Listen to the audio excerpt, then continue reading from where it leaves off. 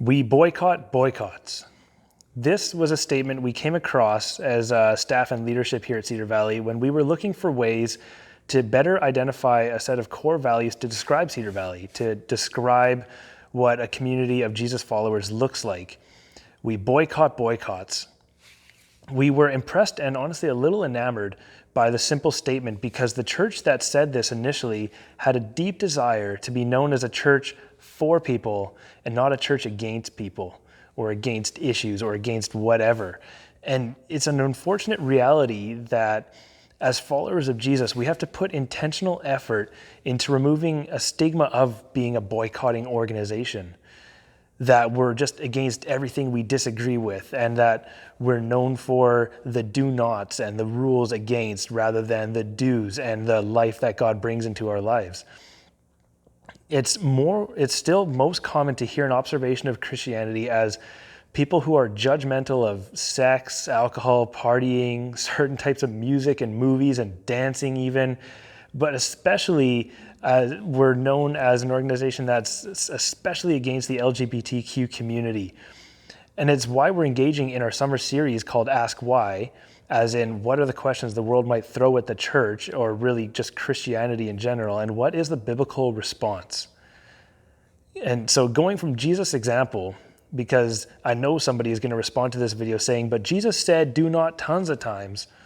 The reality is his positive commandments actually outweigh the negative commandments, as in there's more be like instead of be not like. An example would be like be filled with the Holy Spirit rather than be not like the hypocrites, both things that came out of Jesus' mouth. And almost every time Jesus has a negative commandment or something for correcting a specific behavior, it's almost always pointed at religious people who are already followers of God, who he's trying to correct and rebuke because of everything they've missed about the whole point of being a disciple. And Jesus instead reserved grace and openness to the lost, to the oppressed, because he was taking direct commandments from the prophets of the Old Testament to defend the oppressed, to stand up for those who are cast aside, for the poor, for those that the world has thrown away and shunned. So the church's relationship with the LGBTQ2S plus community has unfortunately been an especially negative us and them, when we've missed the point that actually it's us as in all of us and God. And the church could have been recognized as followers of Jesus who are defending the rights and humanity of those who are oppressed and cast aside, even when we disagree with the lifestyle choices or the burdens they carry. We could be praying for people's needs and burdens while openly listening to what God may say through somebody who, us as Christians, who you might just write off as sinful and ungodly.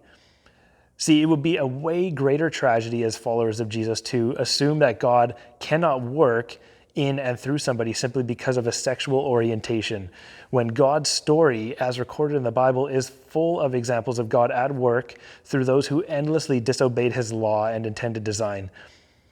In fact, adulterers and rapists, abusers, polygamists, and prostitutes, all part of Jesus' own lineage, people who God set as kings over nations, who he ordained.